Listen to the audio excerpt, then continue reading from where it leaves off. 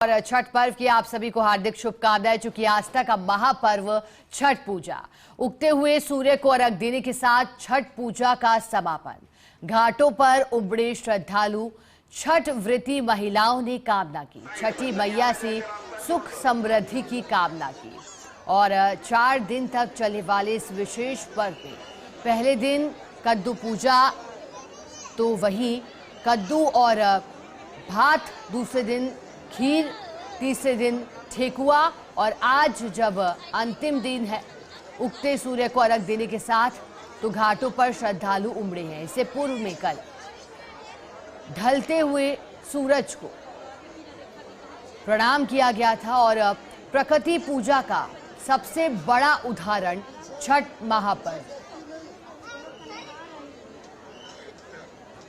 कार्तिक अमावस्या के शुक्ल पक्ष में आने वाला ये त्योहार लोक आस्था का सर्वाधिक और सबसे बड़ा उदाहरण है। इस दौरान वृद्धधारी महिलाएं नदी, तालाब के बीच पहुंचकर उगते हुए सूरज को अर्घ देती हैं और इससे पूर्व में ढलते हुए सूरज को अर्घ दिया जाता है।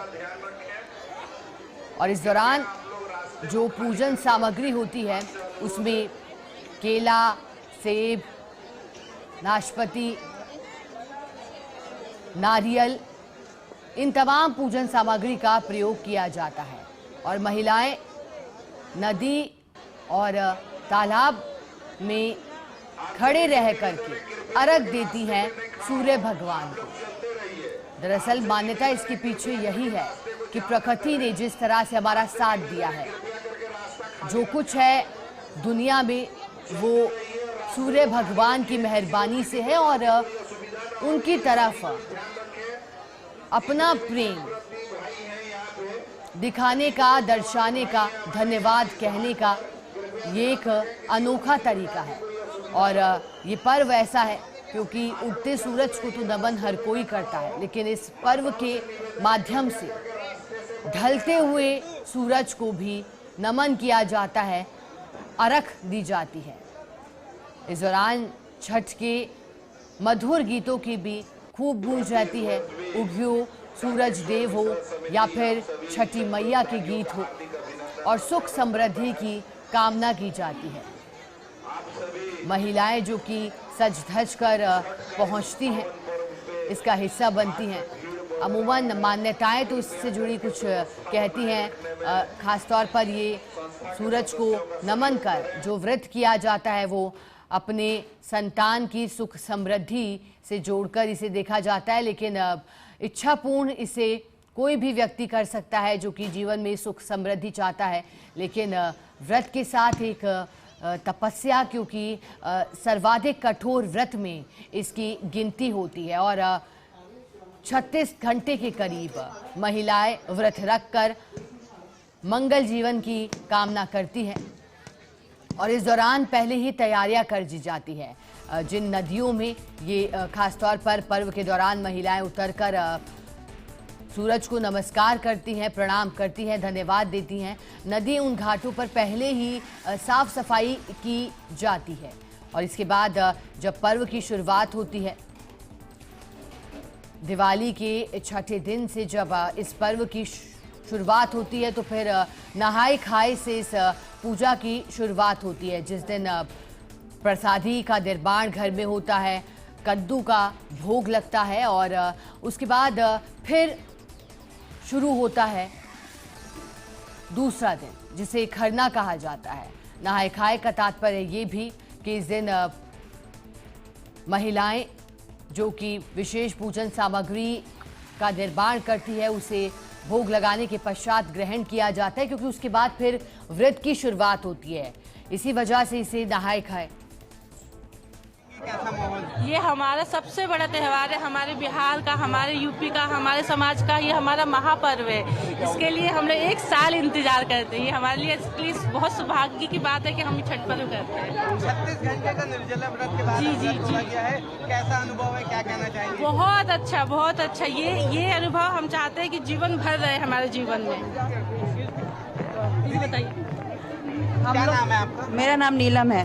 कहाँ से आए आप लोग? हम तो बिहार के ही मतलब यूपी के हैं। हम लोग के यहाँ वो ये महापर्व मनाया जाता है और 36 घंटे का व्रत रहता है और मैं भी एक व्रती हूँ। हमको बहुत अच्छा लगता है ये पर्व करके और ये हम लोग का मतलब सौभाग्य की बात है कि मतलब हमारे घर हमारे बिहार का ये अच्छा पर्व है। क्या माना था आपने? कोई मन्नत नहीं है, अपनी श्रद्धा के ऊपर है। हम लोग के परिवार में होता है और जैसे सास करती हैं तो अपनी बहू को देती हैं, तो मेरी सास ने हमको दिया तो हम कर रहे हैं। परंपरा ये चलती रहती है। तोड़ लिया आपने? हाँ, तो अभी नहीं, अभी तोड़ने जा रहे हैं। तो देखिए, जो परंपरा कहती है वो यही कहती है कि घर के वृद्धजन और बड़े बुजुर्ग इस व्रत को करते हैं, क्योंकि जैसा कि हम आपको बता रहे थे कि सबसे कठोर व्रतों में गिनती निर्जला रहकर 36 घंटे तक महिलाएं सुख समृद्धि की कामना करती हैं और फिर पीढ़ी दर पीढ़ी ये परंपरा चली आती है। लेकिन हमारे जितने व्रतधारी हैं उनको दिखाई नहीं दे रहे, इसलिए अर्घ का कार्यक्रम अभी तक शुरू नहीं हुआ। लोगों की श्रद्धा देखिए, पिछले 36 घंटे से बिना अन्न जल ग्रहण किए, मतलब जल भी नहीं, उसके बाद भी कितना धैर्य है कि 6:21 पे सूर्य भगवान को उदित होना था, दिखाई देना था, वो अभी भी नहीं दिखाई दे रहे। उसी श्रद्धा से, उसी विश्वास से अभी दिखाई देना शुरू हुए। देखिए, कैमरा जरा उधर डालें, कैमरा मैन जी। हाँ, तो ये हमारी महिमा, हमारी श्रद्धा छठ मैया के प्रति और भगवान आशुतोष के प्रति है। दीदी, अरे दीदी सुनिए तो, आप कुछ बोलिए। अरे कुछ बोलिए। छठ मैया की जय। बहुत बहुत धन्यवाद। तो देखिए, छठी मैया की जय। और क्योंकि उषा अर्घ्य, जिसे आज उगते हुए सूरज को प्रणाम किया जाता है, उसको लेकर शुभ मुहूर्त 6:38 का बताया जा रहा था, लेकिन जब तक ये खबर फर्स्ट इंडिया पर प्रसारित हुई तब तक वहां मौजूद श्रद्धालु ने बताया कि अब तक दर्शन सूर्यदेव के नहीं हुए, लेकिन जैसे ही फिर दृष्टि पड़ी तो भगवान सूर्य के दर्शन हुए।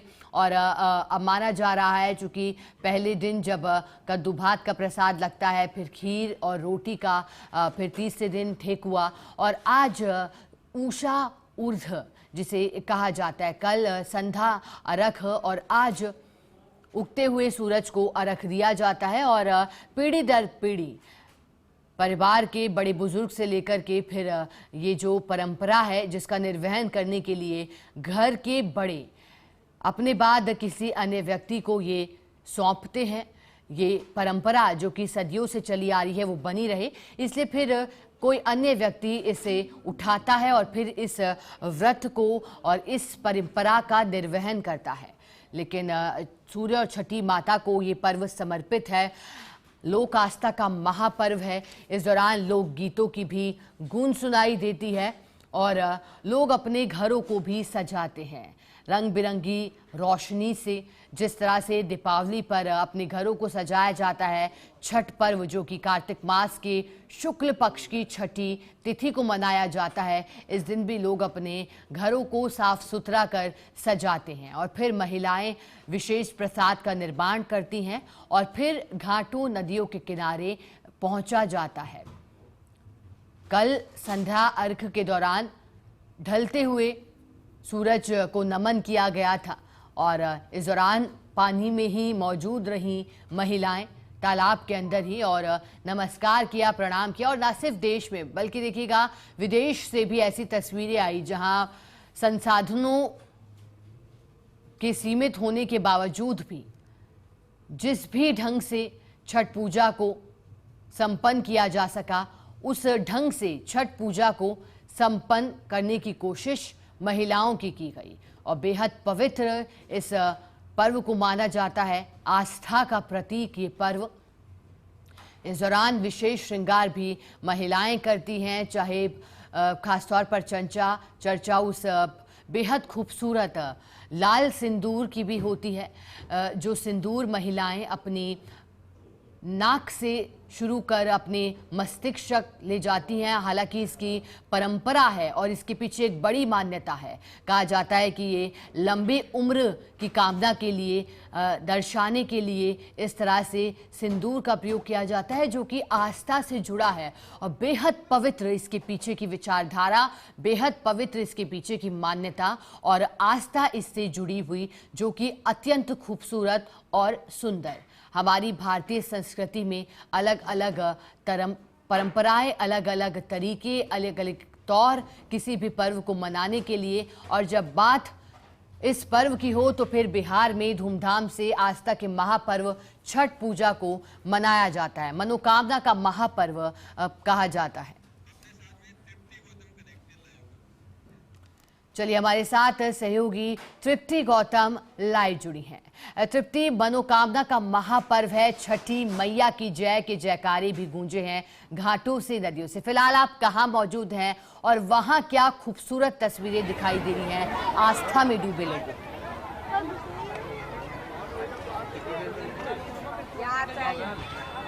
बिल्कुल शिखा, आपको और आप हमारे सभी दर्शकों को आज डाला छठ की बहुत बहुत शुभकामनाएं। कह सकते हैं 4 दिवसीय जो ये पर्व है जिसका आखिरी दिन आज है और उगते सूरज को अर्घ देने के बाद में जो ये पर्व है संपन्न हो जाएगा।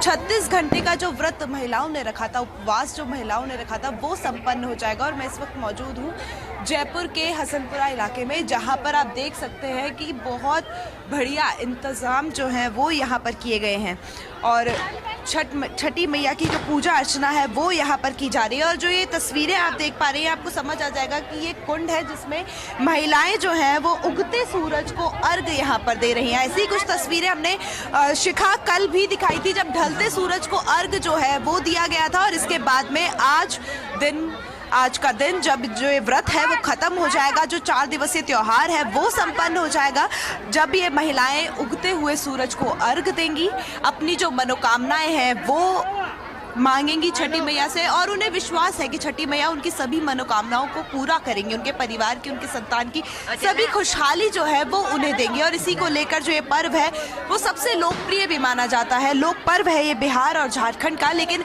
जब बात छोटी काशी की आती है तो जयपुर ऐसा शहर है जहाँ पर हर पर्व को बहुत ही अच्छे से मनाया जाता है।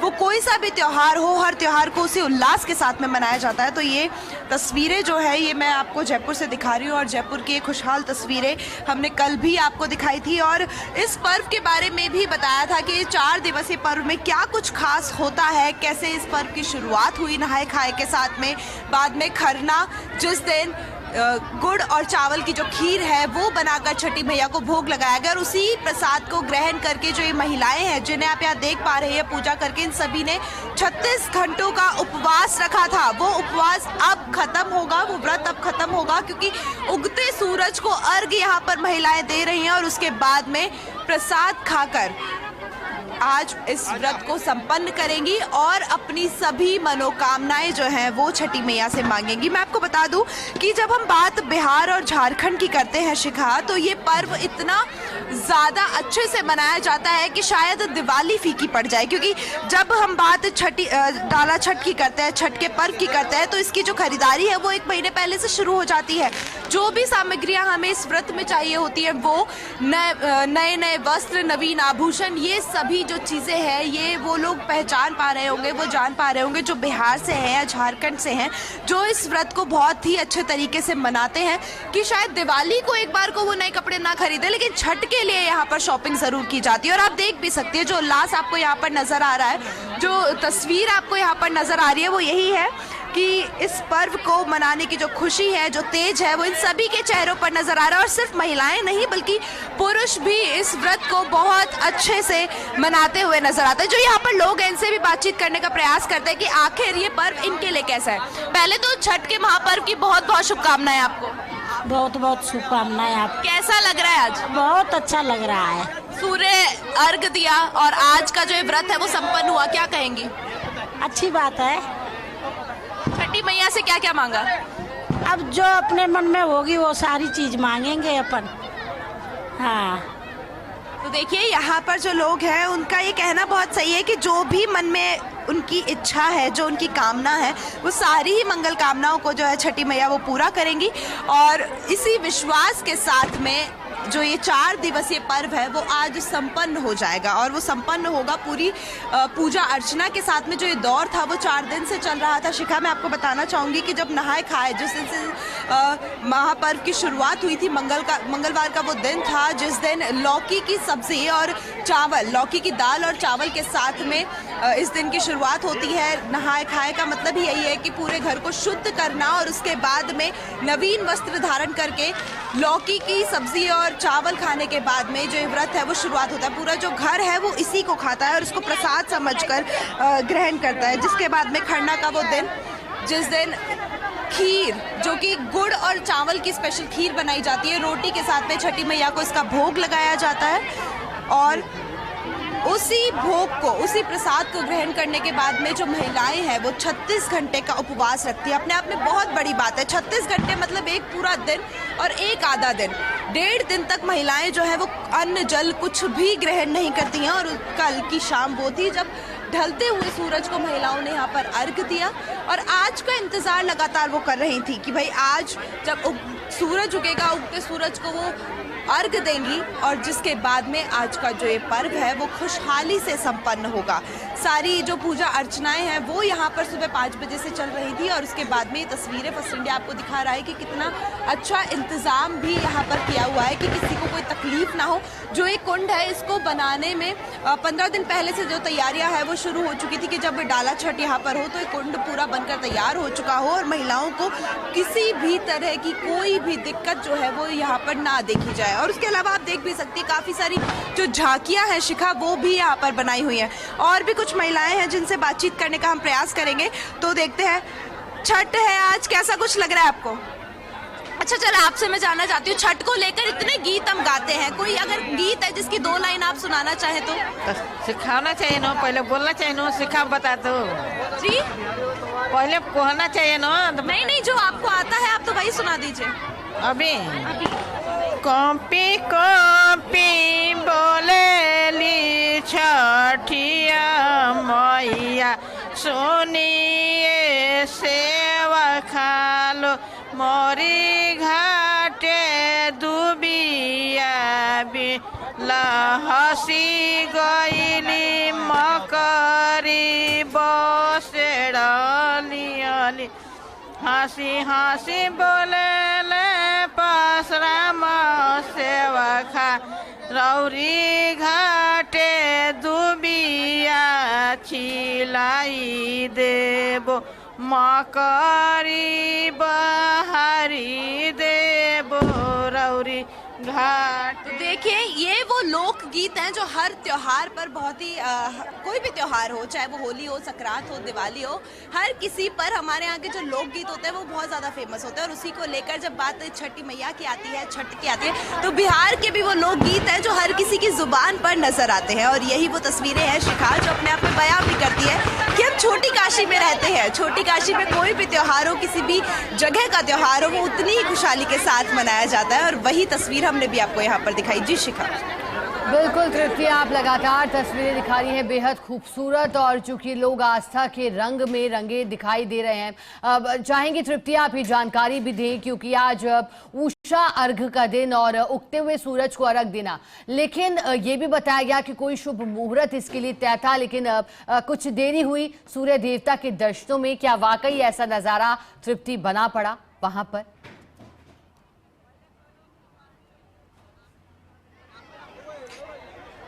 शिखा, मैं आपको बता दूं कि ऐसा तो कहीं पर नजर नहीं आ रहा है कि भाई जो तय मुहूर्त था उससे लेट थोड़ा सा सूर्य देवता हो गए, जिसकी वजह से किसी को कोई परेशानी यहाँ पर नजर आई हो। क्योंकि अच्छी बात ये होती है शिखा, जब भी त्योहार की बात हम करते हैं तो भाव भक्ति में कहीं कोई कमी नहीं आती। क्योंकि जब हम करवा चौथ की बात करते हैं तो जो हमारे चांद हैं वो काफी लेट नजर आते हैं, कई बार 1-2 घंटे की देरी से वो आते हैं। उसके बावजूद भी महिलाएं उसी उल्लास के साथ में घर की छतों पर खड़े होकर चांद का इंतजार करती है। तो वही तस्वीरें आज भी नजर आई हैं जब सूर्य देवता थोड़े से लेट हो गए, लेकिन जो महिलाएं जो कि कुंड में मौजूद थी, क्योंकि सूर्य को अर्घ उन्हें देना था, और कहते हैं वो सुबह ही उस पानी में चली जाती है, कुंड में चली जाती है कि जब तक सूर्य नहीं आएंगे बाहर, जब तक वो उसको अर्घ दिए बिना बाहर नहीं आ सकती। तो कहीं पर भी ऐसा नजर नहीं आया कि किसी के चेहरे पर कोई परेशानी आई हो, क्योंकि सूर्य देवता लेट हो गए हैं, तो इसकी वजह से भाई उन्हें कोई और दिक्कत हो नहीं। हर कोई इस छठ के पर्व को एंजॉय करता हुआ यहाँ पर नजर आ रहा है। जैसे कि तस्वीरें भी आप देख पा रही हैं, आज का दिन बेहद खास इसलिए भी हो जाता है। अगर मैं आपसे जानना चाहूँ तो आप मुझे इस सिंदूर को लगाने के महत्व अगर बता पाए, क्यों ये सिंदूर नाक से लगाया जाता है और में लगाते ही हैं। क्यों लगाते हैं? हाँ मालूम नहीं, आप बोल दें। आप बताइए। यहाँ पे हमारे चक्र होते हैं, जो कुंडली चक्र होते हैं, वो यहाँ पे चक्र होते हैं हमारे, उसके लिए लगाते हैं। देखिए, कुछ ऐसे भी लोग हैं जो नवविवाहित है और जिनकी छठ पूजा बहुत ही खास होने वाली है। आपकी शादी अभी हुई है? नहीं, मेरी शादी हुए 8 साल हो गया। अरे वाह, फिर भी आप बिल्कुल ऐसी लग रही हैं जैसे कि आपने पहली छठ पूजा आज कर रही हो। नहीं, दूसरी बार की हूँ इस बार।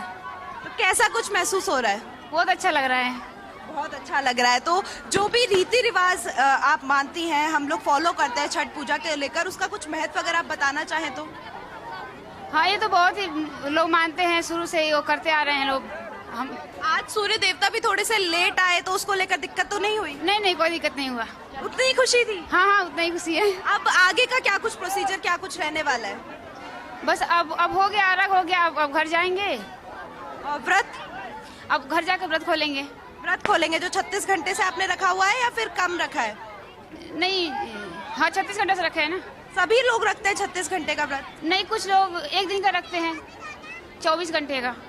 तो देखिए शिखा, ये जो व्रत है वो कुछ लोग 1 दिन का भी रखते हैं, कुछ 1.5 दिन का रखते हैं। और मैं आपको बता दूं कि 36 घंटे का व्रत भी यहाँ पर जो महिलाएं हैं वो रखती हैं। और